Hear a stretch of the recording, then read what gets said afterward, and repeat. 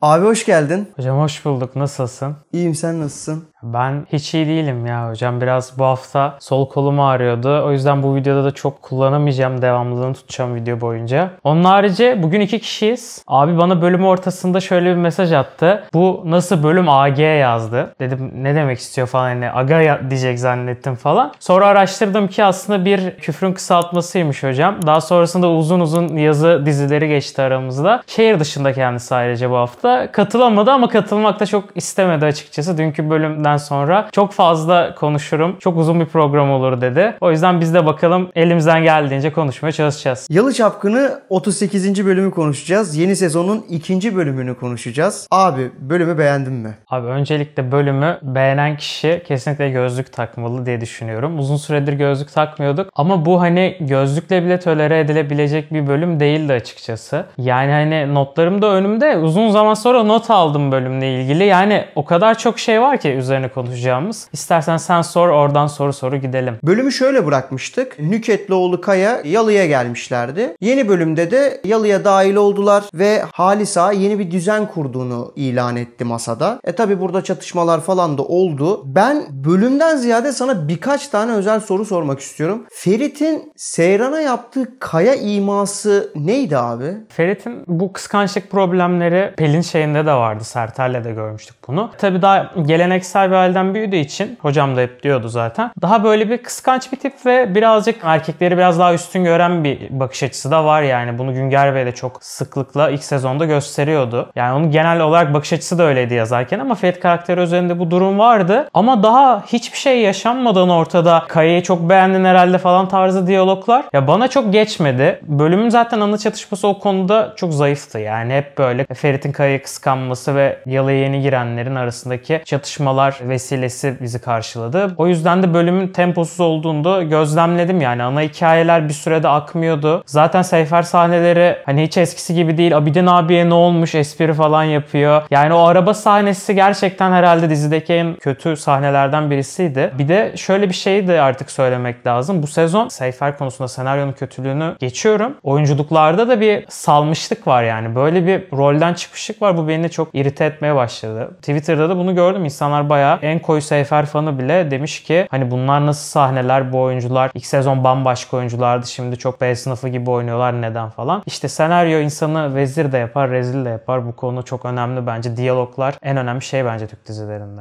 Afra'nın oyunculuğu açısından burada sınıfta kaldığını mı söylüyorsun? Şöyle, dizide bence çoğu oyuncu düştü. Hani yine İfak falan bir noktada toparlıyor diyelim. Orhan'ı ben yine beğeniyorum ama gerçekçiliğini yitirdikten sonra bu karakterler zaten yapmacıklığa da bir noktada kaçıyor. Özellikle Kazım Ağa ile Ferit birlikteliğinden bıktık. Mesela bir ev sahnesi vardı. Kazım Ağa'nın yanına gidiyorlar Ferit'le Seyran. O kadar upuzun bir sahne ki çok belli Kazım Ağa'nın bu durumu kabul edip o Yalı'ya gidecekleri ve hani ne oluyor siz dağdan geldiniz bağdakini kovuyorsunuz diyeceği, ima edeceği çok belli. O kadar uzadı ki o bölüm boyunca süreç. Bir bölümde çok az şey oluyor Yalı Çapkını'nda. Yaklaşık bir günü anlatan bir bölümde. Hatta bir günden bile az. 10 saat belki. 10 saatini gördük ve 2,5 saat izliyoruz. O yüzden çok sıkıcı bir bölüm aslında. Çünkü hikaye ilerletecek, günü değiştirecek bir olay yok. Her şey tek bir günde paket haline getiriliyor. Sanki şey hissettirtiyor. Abi hani geçelim artık, günü bile geçebiliriz. Evet. Hani yeter hissiyatına büründürüyor. Özellikle Seyfer konusunda çok düştüğünü söylüyorsun dizinin, öyle değil mi? Kesinlikle ve ana hikaye bunların arasındaki hikayeydi bence. Ama bu bölüm özellikle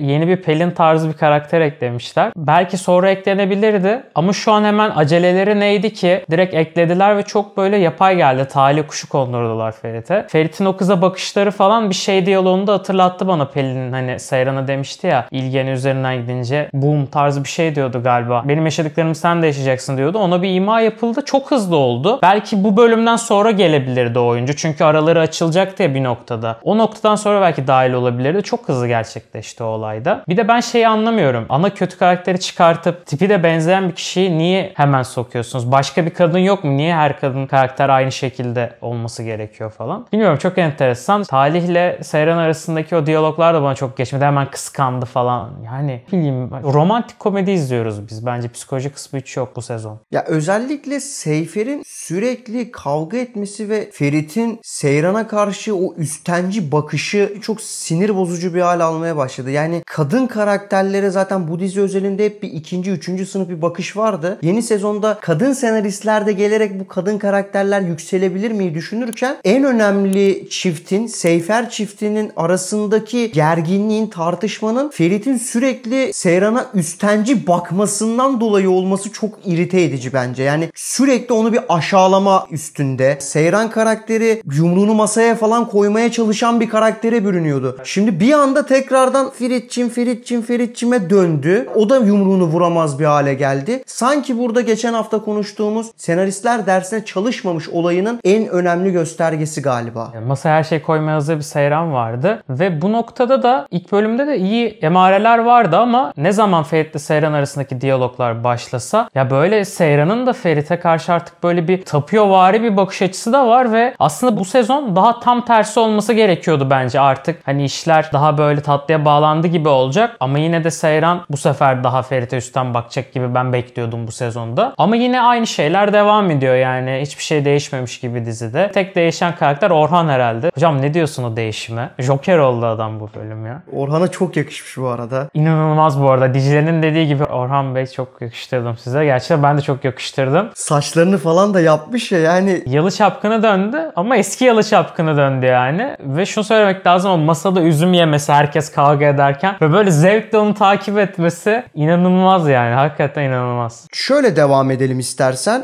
Nükhet kral eli ilan edildi Halis tarafından. Artık bütün Yalı'nın sorumluluğu ona falan verildi. Yani Halis de burada bir intikam peşinde zaten. İsteyen benim kararlarıma saygı duyar, istemeyen de kapı orada dedi. Aslında bölümün ana çatışması bu cümleydi. Evet. Bölüm finalinde de konuşuruz birazdan. Hani Ferit'in Yalı'yı terk etme süreci aslında bu cümle üstünden ilerleyen bir süreçti. Geçen bölümde kol mevzusuyla birazcık olayları konuşmuşlardı. Yani senarist bize bölümün başında bölümde neler gerçekleşeceğine dair mesajları veriyorlar. Fena bir teknik değil. Zaten hani anlaşılabiliyor neler olup olmayacağı. Ama tabii ki zaman konusu, mesela geçen bölümde çok zaman atlamaları vardı. Bu bölümde ise hiç zaman atlaması yoktu. Tek güne sıkıştırılmıştı. O yüzden de tek günde zaten az olay olur. O az olaylar da çarpıcı olmayınca böyle bir bölüm çıkıyor karşımıza. Şimdi Halisa ile Nükhet arasındaki diyaloglarda da Nükhet'in şöyle bir zaafı olduğunu gördük. Ölümcül bir hastalığı varmış. Ne olduğunu tam bilmiyoruz. Yani herhalde çok uzun soluklu kalmayacaktır o da dizide. Ama kaldığı süre boyunca çok efektif olacağı benziyor. Çünkü hemen aşağıya indi. İsraf olmayacak falan dedi. Herkesi bir sıraya dizdi. Kazım Ağa geldiğinde o karşıladı onu işte falan. Bir düzen falan değişmeye başladı burada. Şimdi Ferit'in Yalı'yı terk etmesiyle birlikte de bilmiyorum aslında Ferit geri döndüğünde onu neler bekleyecek açıkçası. O eski hanedanlığı kalmayacak bence bir noktada. Binnur Kaya'yı beğendin mi? Ben çok beğenmedim ama Taro'yu çok beğendim. Ya Kaya karakteri bence diyalogları falan da iyiydi ve o sonunda geliriz ona Ferit'le kapışması benim çok hoşuma gitti. Harbiden otur abicim şeyinde hakikaten ben de yumruk atmak istedim adama yani. Nasıl bir kudurtuculuktur bu? Güzel yakışmış o role yani. Binnur Kaya için pek olumlu bakmıyor musun? Ya şu an pek olumlu bakmıyorum. O donukluğu veriyor gibi ama hani onun o yırtıcılığını görmemiz lazım. Böyle daha sinsiliğini görmemiz lazım. O zaman incelemenin başında söylediğin Ferit Kazım sahnesine geçelim istersen. Yani beklenilen bir işbirliğiydi oradaki ama Tabii. Orada benim anlamadığım özellikle Esme üstünden ve yine Seyran üstünden inanılmaz bir ezici bir bakış. Orada garip bir durum var. İşte gidin kahve koyun, kahve yapın, sen bu kıza çok yüz veriyorsun Ferit falan demesi. Çok ilginç ve Ferit buna evde de devam etti Seyran'a yani. Bır bır bır konuşuyorsun dedi tuvalete giderken falan. Sus be kadın dedi ya. Sus be kadın falan dedi. Acayip ve Seyran'ın susması. Abi cingar çıkartıyordu bu kız ilk sezon yani. Sopayla kovalıyordu çocuğu yani. Hani ne oldu falan. Bilmiyorum, çok enteresan geldi. Geçen bölüm dediğim şeyleri biraz geri aldım, bu kadınlar arasındaki diyalogları iyi yazılıyor muhabbetini. Sanki eskiden bir mesaj gibi geldi bana bu yazılanlarda. O zaman şöyle, o konuyu konuşmanın vakti geldi. Zerrin'le İfakat telefonla konuştu ve öğrendik ki Pelin yaşıyormuş ve Londra'da yaşıyormuş annesiyle birlikte. Pelin'den en azından bahsedilmesi bence olumlu bir durum. Ya şimdi diziye hani ileride geri döner mi dönmez mi bilmiyoruz. Sonuçta uzun soluklu bir dizi olacak. Belki 3. sezonda döner falan. O yüzden böyle düşünmüş olabilirler. Ama en mantıklısı aslında karakteri öldürüp Ferit'in de bu konuda hani biraz üzülmesi ve Seyran'la aralarında tartışma çıkması tarzında bir çatışma yaratılabilirdi yani. Hani olmayan bir karakter üzerinden de çatışma yaratabilirsiniz. Yalı Çapkın'da bu sıkıntı hala devam ediyor. Yani ilk sezon kapatamadıkları olayları geçen bölüm her şekilde paket ettiler ve bize yeni bir şey izletmeye çalışıyorlar ama biz eskiyi çok merak ediyoruz. Yani bu o aile ne oldu mesela Ferit Ferit'i vuran Tarık'lara falan ne oldu? Çocuk içeri falan girecekti. Ya biz o yüzleşmeleri hiç göremedik ve geçen sezondan bu zamana kadar beklenen süredeki o 3 aylık sürede beklenen randımanı biz şu ana kadar alamadık. Çünkü karakterler diziden çıktı ve rövanşını alamadı bizim karakterlerimiz. Halis Ağa bile hiçbir şeyden rövanş alamadı. Şimdi bize yeni bir şey izletiyorlar. Yeni bir yemek koyuyorlar önümüze. Ama inan çok da merak etmiyorum açıkçası yıldaki mücadeleyi. Malzemeleri aynı olsa da bileşenler farklı bir yemek. O yüzden zaten bize farklı geliyor bence. Yani farklı dizi izliyormuş hissiyatı o yüzden oluşuyor. Evet. Oyuncular aynı ama hikayeler birbirinden çok kopuk ve farklı. Oyuncuların motivasyonu çok değişti. Bu da acaba bu dizi Yalı Çapkını mı dememize neden olan durum bence. Kesinlikle yani çünkü dış çatışmalar da değişti. Daha Yalanın içerisine kapandık ve yeni karakterleri tanımaya çalışıyoruz, adapte olmaya çalışıyoruz. Ama onlar da bir yandan o kadar hemen ana hikayeye dahil oldular ki alışamadan daha biz hemen ikinci bölümde Ferit'in evden çıktığını falan gördük. Biraz daha zamana yayabilirlerdi yani Kaya'yı biraz tanıyıp onun orada Ferit'le nasıl bir kapışma yapacağını görebilirdik bence daha ilerleyen bölümlerde. Çok hızlı oldu. Ama bölümde her şey çok yavaş ilerlerken o güzel final sahnesi çok hızlı olunca çok anlamsız kalıyor. Peki şeye ne diyorsun? Orhan Dicle olayına. Yani bundan aylar önce abi şey demişti. Dicle de Orhan'ın kızı demişti hatırlarsan. O hikaye öyle bir noktaya mı gidecek yoksa çapkınlık noktasına mı gidecek? İkiye bence. Tabii ikiye gibi gözüküyor ama bilmiyorum ya, oradan da bir çatışma çıkartalım, oradan da bir hikaye çıkartalım denmiş. Fakat burada şöyle bir handikap var. Siz ana hikayelerinizi, ana çatışmalarınızı çok düzgün işlemezseniz o yan hikayeler daha da sırıtacak, daha da göze batacak. Yan hikayedeki durum biraz esnediği durumda bu sefer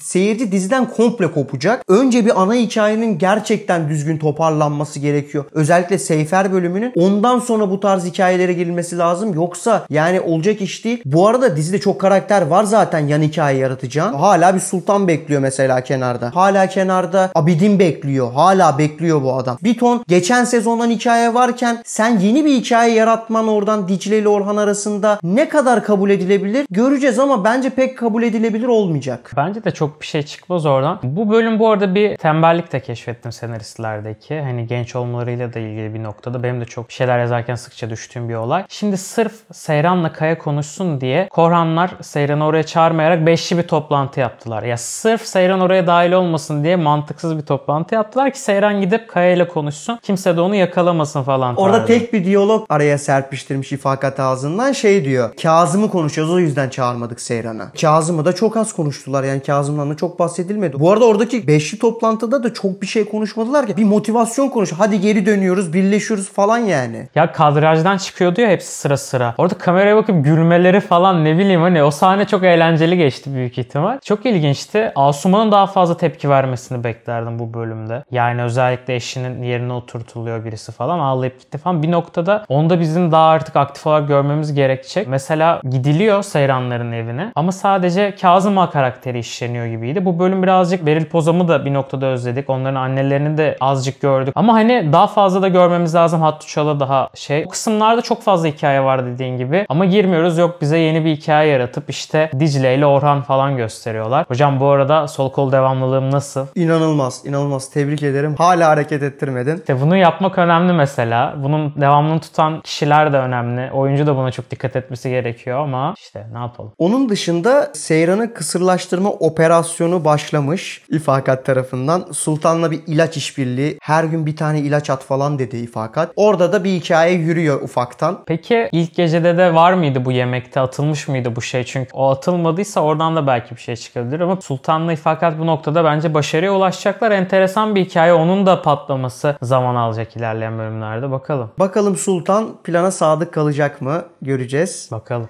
Ve tabii ki fizyoterapist Talih diziye girdi. Cemre Gümeli canlandırıyor bu karakteri. Pelin'i diziden kovdunuz. İkinci bir kadın karakteri, bu ilişkinin üstüne attınız tekrardan. Yine kıskançlık olayları falan olacak. Yani izlediğimiz şeyleri tekrar izleyeceğiz gibi gözüküyor. Anlamadım ben bu durumu. Ya biraz ara vermek gerekebilirdi. Mesela Seyran'ın bir okul mevzusu vardı. Hatta Mimar Sinan Üniversitesi'nde rektör de kapılarımızı açtık falan demişti. Mesela Seyran okula gitse, işte Mimar Sinan'a gitse, resim üzerine bir okul okusa ve güzel sanatlar Sanatlar Fakültesinde ve orada bir çocukla aralarında bir şeyler oluyormuş gibi olsa. Olur mu abi? Olur mu öyle şey? Yani Değil mi? Yalı Çapkını izliyoruz. Gözünü seveyim. Olur mu öyle bir şey yani? Doğru. Bu dizide hangi kadın karakter birinci sınıf insan yerine konuyor? Yani bunu tartışmayalım. Bunu 20 incelemedir zaten tartışıyoruz seninle. Değil mi? Ya yazarlar değişiyor, zaman değişiyor ama kafa hep aynı kalıyor. Çünkü bir noktada belli tutmuş bir formül de var, oradan ilerlemen gerekiyor. Ama yani hani yeni bir şeyler de sunmak lazım ya. Tamam, yine eklerdin. Talih yine gelirdi. Ya Ferit'in böyle olur arada görüşeceği insanlar ama mesela bu 8 bölüm falan anlaştığını ben gördüm kızın, ama daha uzatırlar büyük ihtimal. Çünkü biliyorsun bizde bir karakter gelimi çıkmıyor. O yüzden de şey bana çok enteresan geldi. İstanbul'daki tek fizyoterapist oymuş bu arada, kolu düzeltebilecek olan. Yani nasıl oluyor, ben bunu çok anlamadım. Ya doktor onları bence kazıkladı burada kanka, onu söylemek lazım. Bilmiyorum, Ferit de bir ekstrada çabaladı ama yani bu bölümde. Yani şey çok acayip. Benim hayatımı sadece o kurtarabilir. O kolumu sadece o düzeltebilir. Ya bu insanlar çok zengin insanlar değil mi? Yurt dışından getirsene bir tane doktor. Yani sadece tek bir karakter var ve o karakter benim hayatımı kurtaracak. Kolumu tekrar eski haline getirecek. Mantığı, çok affedersiniz ama çok saçma bir mantık. Yani gerçekten burada senaristler adına ben üzüldüm. Çatışma kurmak için çatışma kurulmuş burada. Sen başka bir yolu tercih edersin. Yine fizyoterapist bu kadını koyarsın. Yani sonradan sürpriz olsun. O kadını biz sonradan görelim. Aa, kadınmış diyelim. Hani gerçekten bu kadın ünlü bir insan olsun. Ferit oraya gittikten sonra kadın olduğu anlaşılsın. Bu bence daha çok yerdi. Evet. Geldi içeri, ondan sonra gördük. İşte bu kadın benim ilacımmış falan. Abes saçma sapan, arabadaki o konuşmalar saçma sapan şeylerdi yani. Gerçekten üzülerek söylüyorum. Ferit'in o kıza güzel falan demesi, bilmem ne, Seyran'ı kıskandırmak için. Seyran'ın orada susması, sonra böyle bir işte hafif cimciklemesi falan. Yani ne seyrediyoruz biz? Gerçekten ne seyrediyoruz? Dediğin gibi ilerleyen bölümlerde Ferit giderdi fizyoterapiste. Ondan sonrasında bölüm içerisinde diyaloglarda bunu öğrenirdik. İşte kadınmış burada. Seyran da merak ederdi. Onunla gitmek isterdi bir dahaki buluşmaya falan. Ve ondan sonra onların yakınlıkları hoşuna gitmezdi. 2-3 bölüme yayardın bu süreci. Direkt getirdin, koydun. Ve çok benziyor.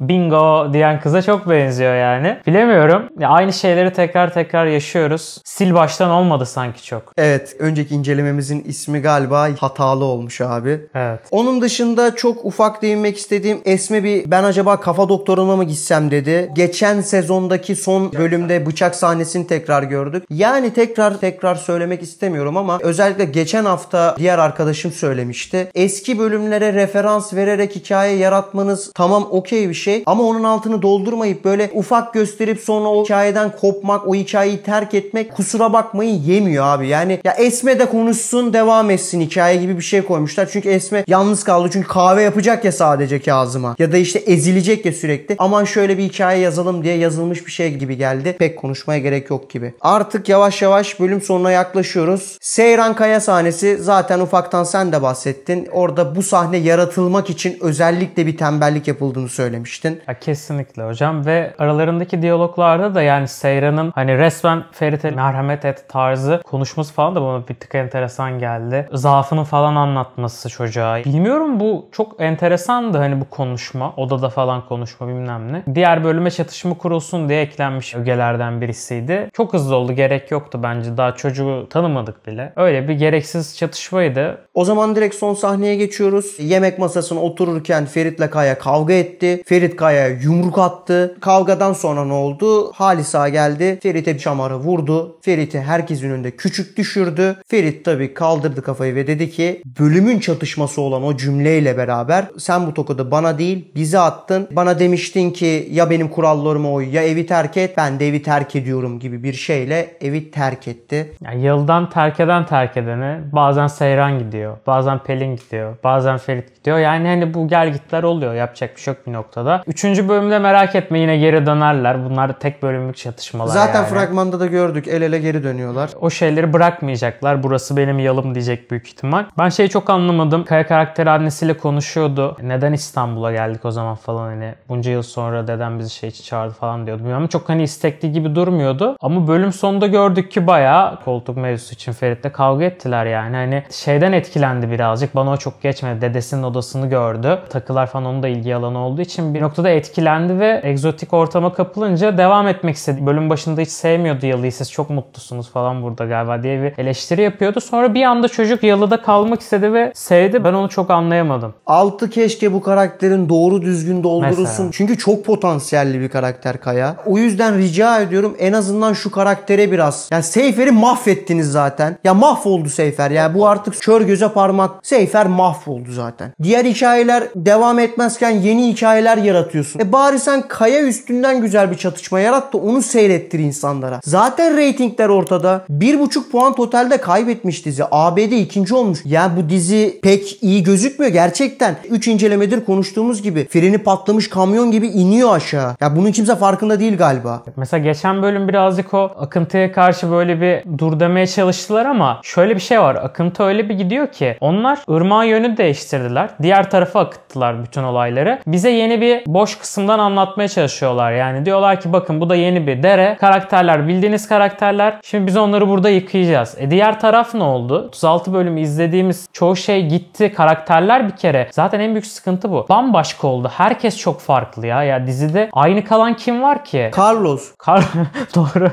Her şey değişir, Carlos kalır yani falan. Çok enteresan ya. Anlamadım gitti. Her şey çok bambaşka oldu gibi ama aslında olmaması gerekirdi. Yani artık söylenecek bir şey yok. Önümüzdeki bölümler hakkında ne düşüneceğini de artık sormuyorum. Zaten Bence hani yine aynı noktaya geldik fark ettiysen. Yani yaklaşık 5-6 inceleme önce ne konuşuyorsak yine aynı noktaya geldik. Bu dizi galiba belini bir türlü doğrultamayacak gibi geliyor bana. Ya bir kısır döngünün içerisinde ilerliyor ve her zaman diyoruz çok potansiyelli hikayeler var ama kullanan yok. Enteresan, rakip diziye bir baksınlar nasıl hikaye anlatılıyor her karakter üzerinden. Mesela ben bir dizi izlerken bu bölüm şey olduk ya işte Seyran'ın annesine hikayesi anlatıldı. Umursamadık, bana ne gidersen git olduk. İşte böyle olmaması lazım. Sen daha onu ilk bölümden gösterecektin. Belki Kazım Ağa'ya bir şeyler yapmaya çalışacaktı falan. Öyle gösterecektin. Sen bana şimdi öyle hikaye açmak için bam diye koyarsan işte Dicle Orhan mevzusunu açarsan falan yemez abi yani. Yemez. Bir nedeni olmadan bir olayları yaptığında yemez. Ya da tesadüflere dayandırman gerekir. Onu da yapmıyorsun. Direkt açıyorsun. Yapay oluyor. Bayat oluyor yani. Teşekkürler abi. Ben teşekkür ederim. Elimizden geldiğince anlatmaya çalıştık. Başka videolarda görüşmek üzere. Haftaya devam edeceğiz tabii ki. Kanala abone olmayı ve videoyu beğenmeyi unutmayalım arkadaşlar. Görüşmek üzere. Kendinize iyi bakın.